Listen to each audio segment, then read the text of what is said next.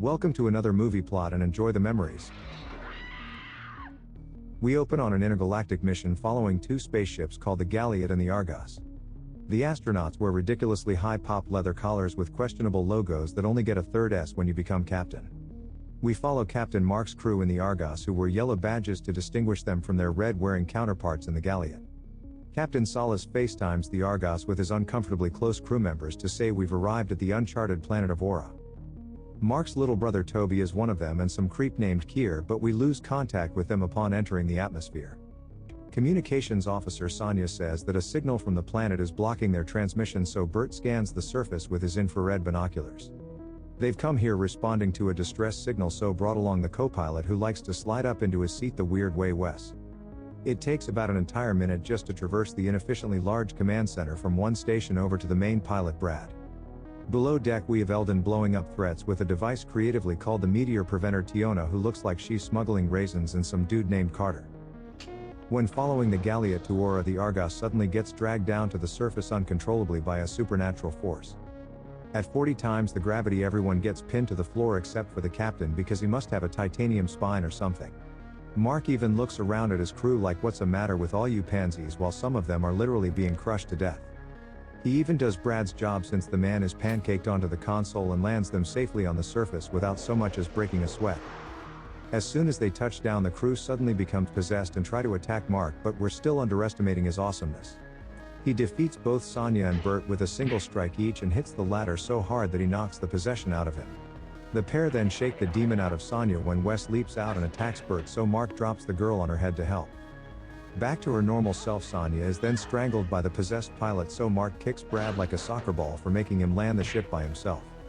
That was enough to snap him out of it as well, so they run down to the lower deck where Tiona has even put on her helmet to beat her co-workers.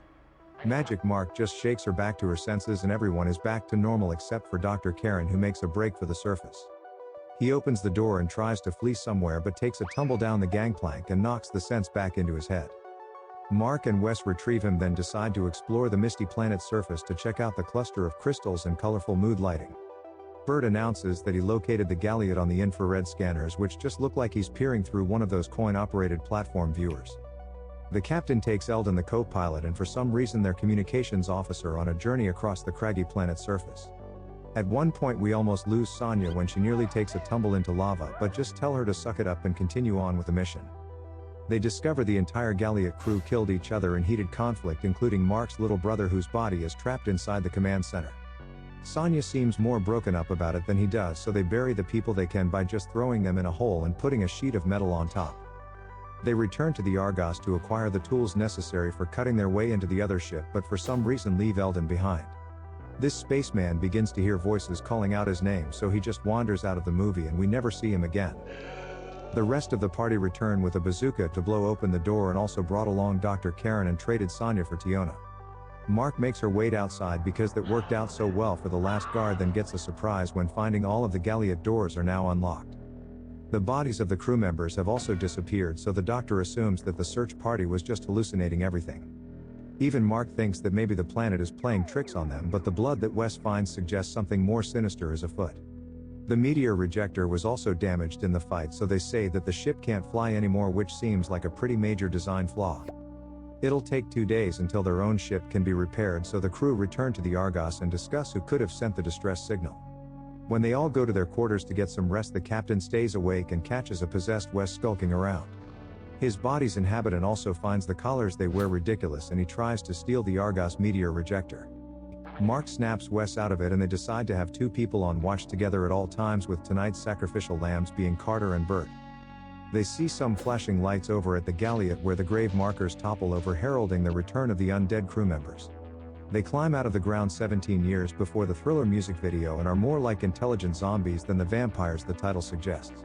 Presumably the glowing lights are manifestations of disembodied aliens, so Carter alerts the captain that Bert has gone wandering off. They hear him scream and locate him mortally wounded, but he doesn't appear to be bitten and just uses his dying breath to blame Captain Salas. Bert's body gets brought inside and left on the slab with Sanya, but gets reanimated by a local and then plays dead when she turns around. He's about to grab him some astronaut booty when she gets called away by Tiona, who takes her place in being creeped on by the undead. The zombie Bert startles Tiona unconscious, and then by the time the rest of the crew respond to her screams, the Joker's playing dead again. Since he doesn't have a pulse, they bury him the same way as the others and scram as soon as the ominous fog comes rolling in. During a land survey, Wess discovered another ship just a few miles from the Argos, so Mark, Sanya and Carter go over to investigate. It's long since decayed with the remains of aliens scattered about, so they determine that the planet has been luring travelers here for years. Leaving Carter outside alone because that's always a good idea, Mark and Sanya enter and look around the ship's interior. It contains advanced equipment well beyond their years and the familiar sight of a dead alien space jockey on the center console. Sanya touches something and gets a shock, so she tells the captain to touch it without any warning because she's a bit of a jerk like that. Fortunately, it's just a key, so when the ship seals them inside, they're able to escape, although at great pain to Mark's expense. He also busts up the skeleton because why not, and they flee back to the Argos by themselves since Carter has gone and gotten himself disappeared.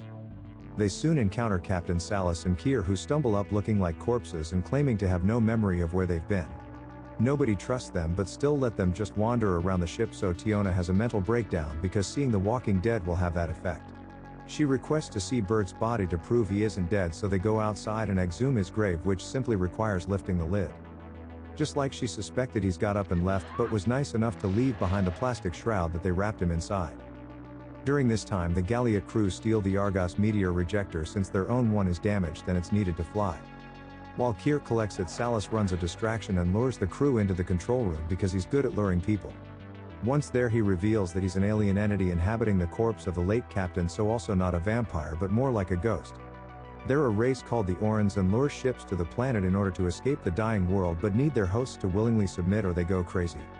All of the other rescue teams tore themselves to pieces until the submissive Galliot crew, who only need the meteor rejector for a fully operational ship. They plan to return to the humans' homeworld, so Mark vows to stop them, but the alien silently vacates the captain's corpse like a deadly fart. Kier returns to the Galliot and installs the Argos meteor rejector, so Mark, Brad and Sanya take a couple detonators and go ghost busting. He leaves Wess behind guarding the Argos and Karen and Tiona outside to cover their retreat, then makes the trek across the surface. When they reach the Galliot, the captain sees his brother's corpse wandering around with an alien ghost shoved up his vessel. He leaves Brad outside by himself because that always works out well, and plants a few detonators around before making his way inside with Sanya. Fortunately, it doesn't have any alarm systems or security cameras, as they just walk right up to the meteor rejector unimpeded. While Mark detaches it, his brother comes up behind Sanya with a gun, but the pair manage to fight their way out. Mark beams his brother in the leg, which apparently causes the alien pain, and they fight their way back to the Argos with a rejector. Outside, Brad tries to get involved but is immediately shot in the face, and an alien ghost vampire thing inhabits his corpse. Sanya just blows him away and they flee all the way back to the Argos with the undead crew in hot pursuit. Karen and Tiona try to cover their retreat, but a zombie astronaut sneaks up on their flank and shoots both dead rather uneventfully.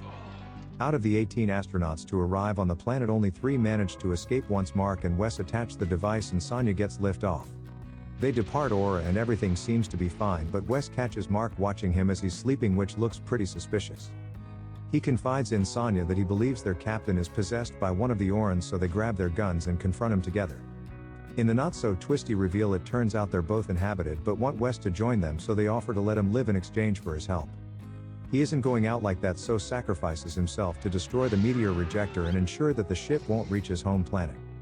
Knowing they're screwed, Mark and Sanya decide to make port at the nearest planet with a breathable atmosphere called Earth. It's a primitive planet that the astronauts didn't even list on their navigation charts because the humans build with outdated materials like metal. The aliens descend to inhabit the most wealthiest elites and integrate themselves into the Earthling society. And the movie ends.